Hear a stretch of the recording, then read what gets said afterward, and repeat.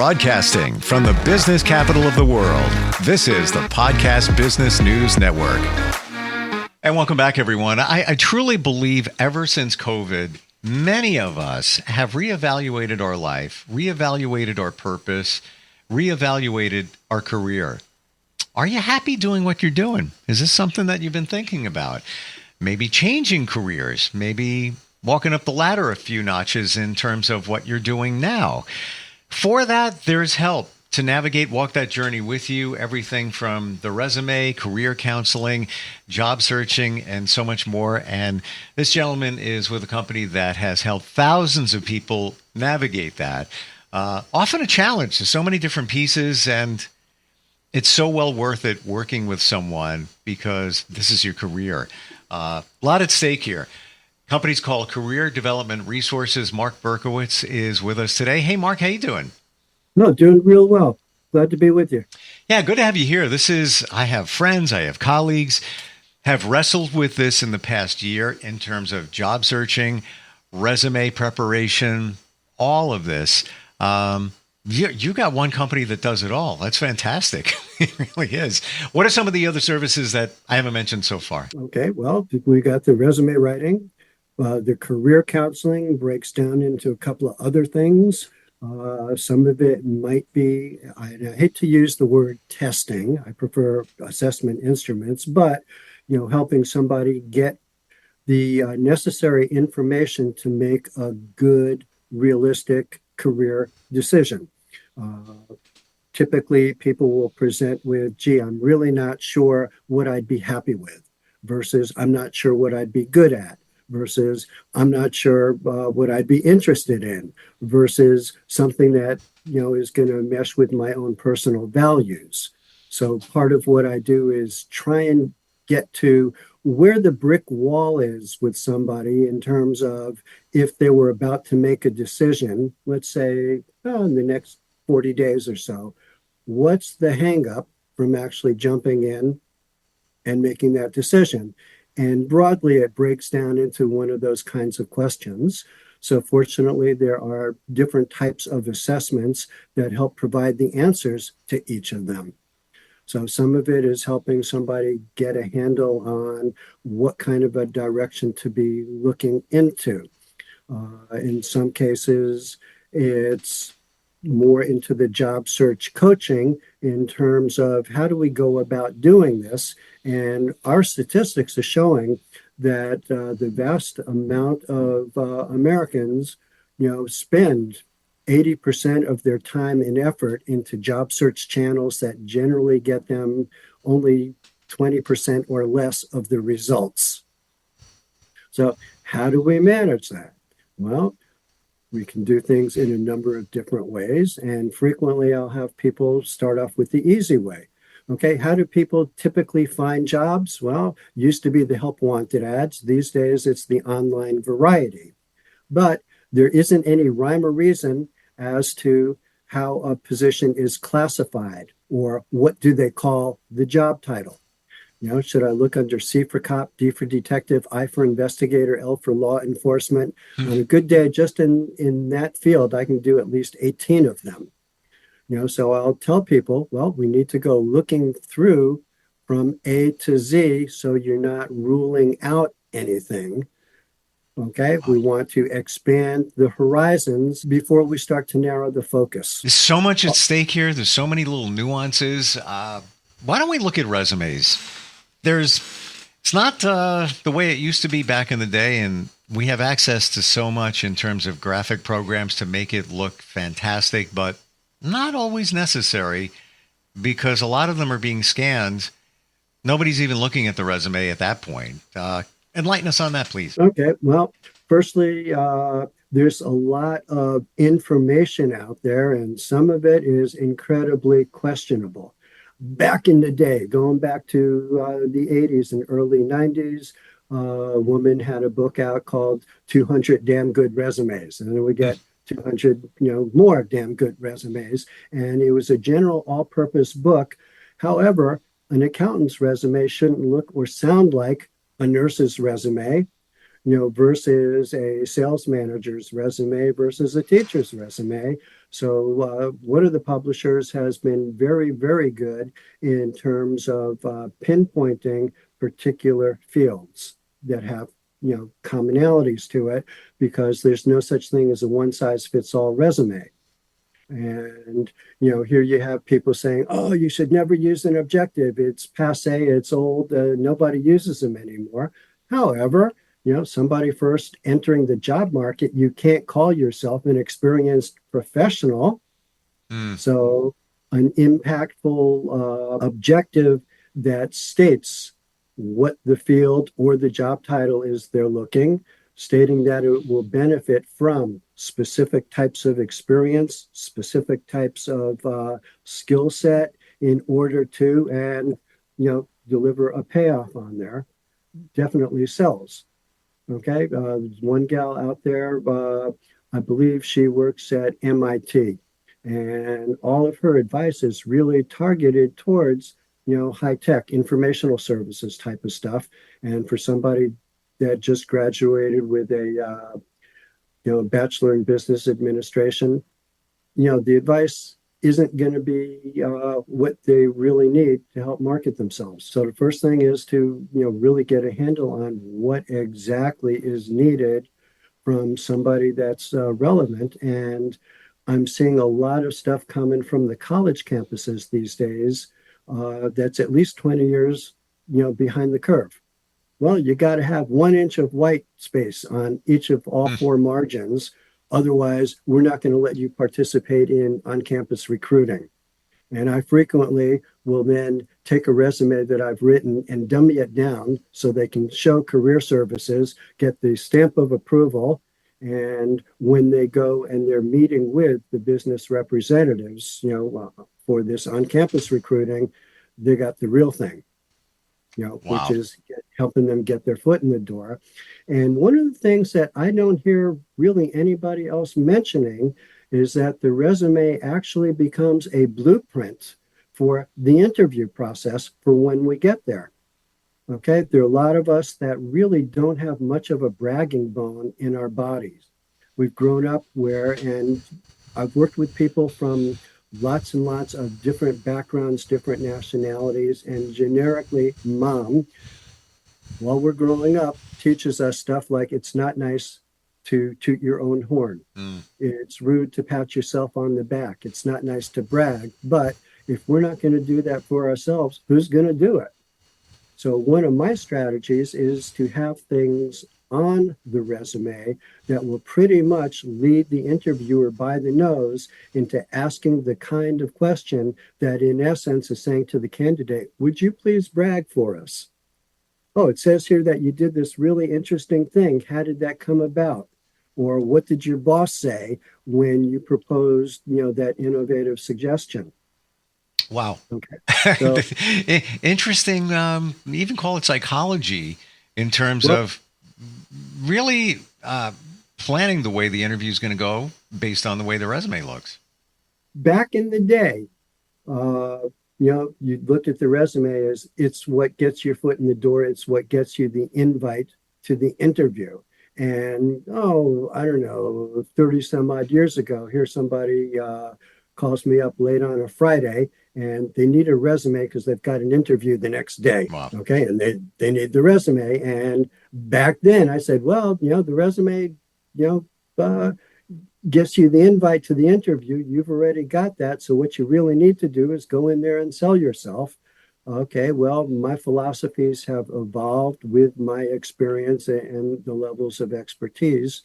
And, we really want that document to pretty much guide where that interview's going. What about the keywords?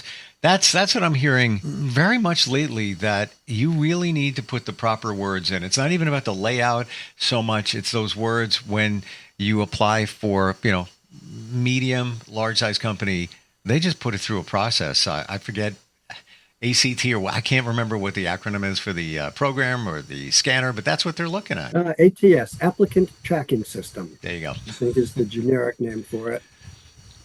Well, yeah, you definitely need to have the right keywords. Step one is to literally mine the job posting or the help wanted ad and make sure we've got the same kind of verbiage that they're looking for.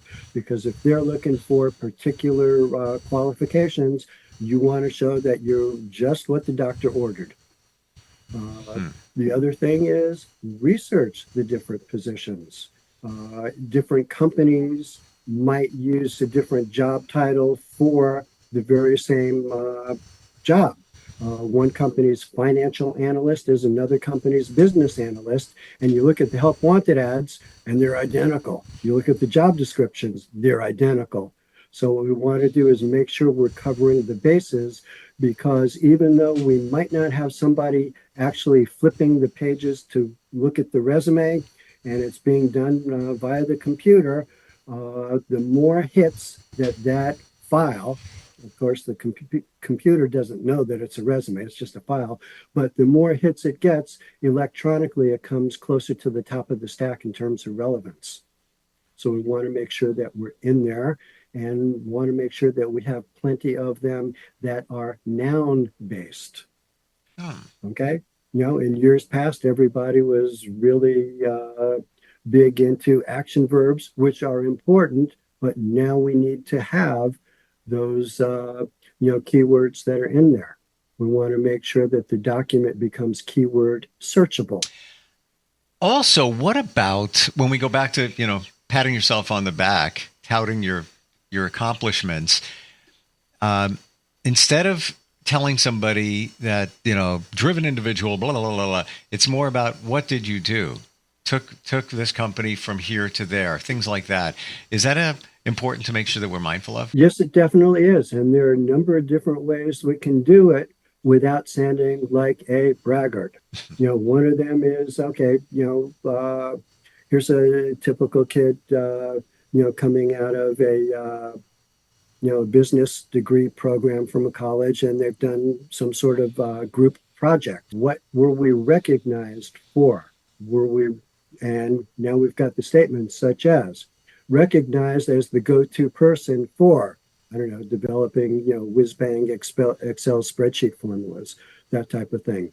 Recognized for the ability to close sales, achieve the reputation as thus and such, and sometimes without necessarily mentioning a person by name, you can use their job title, commended by district manager for the ability to consistently deliver the goods.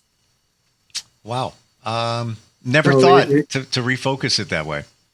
Well, it's really important that we make use of psychology. And if somebody else thinks you're good, you're good. Doesn't matter how good I think I am. If somebody else thinks I'm good, okay, then that helps elevate the stature. And in some cases on resumes, I might have a column just off the left margin, which might be excerpted quotes, which could be from, if this is a teacher, it could be from the parents, commending that person for what they did for their school-aged child. It could be from a coworker, it could be from a customer. And again, we're delivering the idea of somebody else thinks you're good.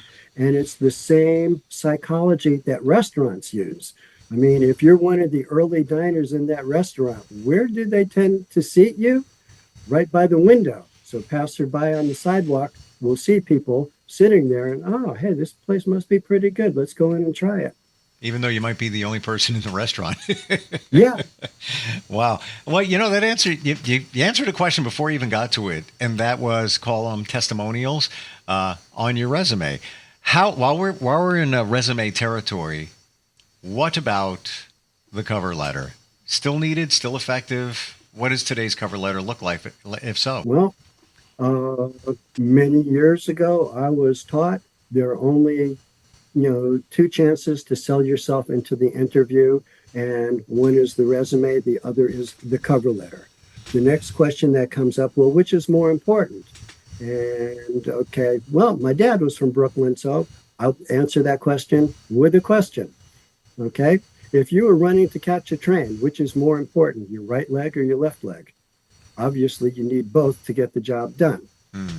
Okay, so you'd want that cover letter to be designed to really mesh well with the resume. It needs to be able to sell. It needs to be able to say, here, Mr. and Ms. Potential Employer, here's what you get from me. Okay, here's what I can do for you. And hopefully the candidate has done a little bit of research to see what types of problems their target company has been facing, in which case they can now answer uh, those needs with, hey, I'm the answer to your prayers. Exactly what the doctor ordered. Or to get the thing that they have that comes the closest to that, rather than, hey, I'm just looking for a job and a paycheck. I'm looking to do a job. I want to help this company be better.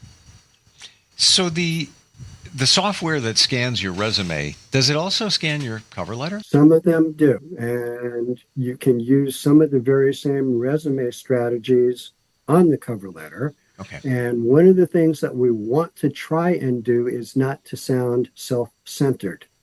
So using I and me too many times, makes it all about me, as opposed to Mr. and Ms. Potential Employer, here's what I can do for you. So we could have an introductory statement, showing that, hey, my qualifications are a really great match for your stated needs. You'll note that I have, and bullet point, and here we have what could be things lifted right from the resume that are stating what they've done and what some sort of measurable achievement was, without needing to keep saying I and me. With jumping back to the resumes, one of the things that works the best with any of those bullet point statements is a very simple formula. And depending on which school of resume writing you've come from, it's either PAR or CAR. Problem, action, result. And the other school replaces problem with challenge. So here's what we were faced with. Here's what I did about it. And here's some kind of a result which we can quantify if we've got access to numbers, or we can qualify that it was a well-received suggestion. It was a redesigning of a form that made it easier for patients to fill it out correctly the first time without needing a do-over. Gotcha. It's not rocket science, but it takes a little bit of thought on there. And a lot of people just aren't thinking about themselves that way. I was just going to say that that's where the challenge is, because we don't look at it the way you look at it, as somebody assisting somebody with the process of writing the resume and the cover letter. We're looking at it by, I've got all this stuff. I need to put it down here, but I need to keep it effective and short. How about, and this one, I always hear this come up, dates of employment. How do we present that? Should we still present that when you worked from, month year to month year position?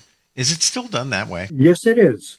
Most of the companies, their HR departments prefer the Harvard format, which has the dates in the left-hand margin on there. Gotcha. So the start date to the end date, especially if you're looking to get credit for all of your experience. And this is especially thrown out to people who are just entering, the job market for their first real professional job. So each and every month, is just a little bit more valuable than somebody who has less experience on there.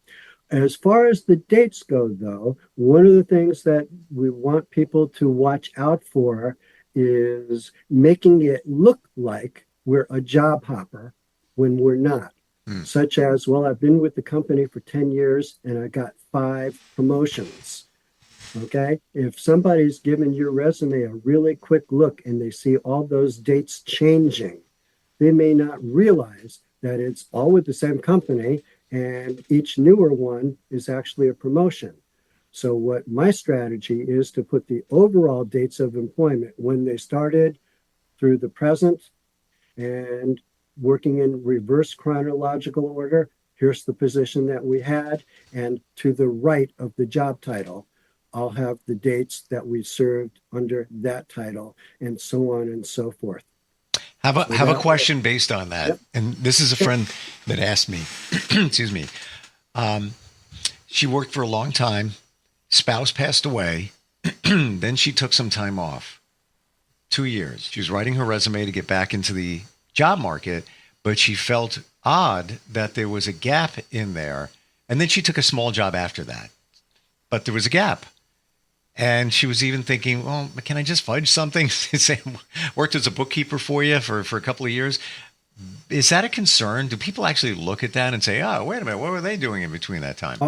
What we'd want to do is address that particular gap in the employment history so as not to cause problems, because inquiring minds will want to know, were you incarcerated during those 2 years? Okay, were you in some sort of substance abuse rehab? Were you bouncing around in a rubber room? Right. As opposed to, I was home taking care of a sick parent, or I had a client a number of years ago, never met her, from Texas, contacted me through AOL. At one point, I was one of the, quote, resume experts on AOL's online career center. And she was home all those years taking care of a chronically ill daughter. And one of the things, that I asked her is, how is your daughter doing now? What is her prognosis? So that on her resume, as well as the cover letter, she could say that during the past 2-3 years, I was taking care of my chronically ill daughter, who has made a full recovery, and the prognosis is excellent. Therefore, we're planting the seeds that, planting the seeds in the head of the employer. This person isn't going to need to keep taking days off because their kid is sick and home from school. So you address it head on. Wow. Hey, nothing hidden up my sleeves. Here's what I was doing. Or maybe somebody was taking coursework to help improve their skills or make them more valuable to the company, whether it's actual in-person workshops or online. And if somebody's out of work, I would really encourage them to find something that they can then be working at to improve the skills, so that you have something, not as just fluff or fill-in, but something that will show that you use the time productively. You may not have been able to show up in the office 5 days a week for the full days, but here's what you were doing to keep current and improve your skills, hopefully, coming in at the next level. Mark, great tips. Amazing. This is just a piece of what you offer within your career development company. How do we find you? What's the best way to reach out? Somebody's got a question, wants to see if it's the right fit for them? Well, easiest thing and the most direct is telephone number. And I'm at area code 914-962-1548. You can find me at my website, and I do have a contact page where people will give me some information and tell me a little bit about what's going on, so I might know how to help them. But the website is www.careerdevelopmentresource.com, or my email, an abbreviation of Career Development Resources, cardevres1@hotmail.com.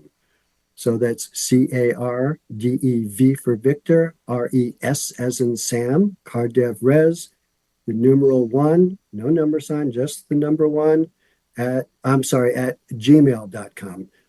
Sorry, Hotmail used to be the old one. Well, I'm glad you didn't say AOL.com. we talked about that before. My wife refuses to give up AOL, and it causes her so many problems. Yes, I know. I've got one friend who's a medical professional, high level here, and he still has it, and that's all good. But if I were looking for a job or looking at somebody and it said AOL.com, I might think they're a little, behind. Get a Gmail. Have the AOL forward to that, but that's just me. Wonderful having you here, Mark. A lot of great tips. There's so much to talk about, especially next time we get together. Looking forward to that. Yeah, I'm looking forward to it too. Thanks. We'll be right back. Feeling stuck in a rut career-wise, underpaid or underappreciated work, and don't know where to turn?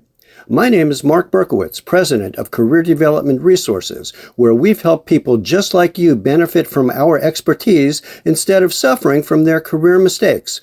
Call Career Development Resources at 914-962-1548 or contact us through our website at careerdevelopmentresource.com to maximize your career potential today.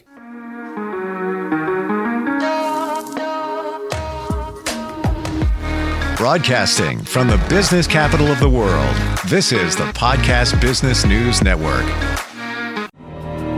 For nearly 2,000 severely injured veterans, everyday life has become filled with barriers. Day-to-day simple tasks can become pretty daunting. I have to carry my chair up 2 flights of steps or have somebody do it for me. What scares me the most is just the falling. When I'm struggling with my house, I think, to have that one great barrier just knocked down, it's crucial. Home for Our Troops is a wonderful nonprofit that builds a mortgage-free, fully adaptive, handicap-accessible house. And there's no catch. It'll be our very first home that we've ever owned. This is a game changer. This is where your life begins again.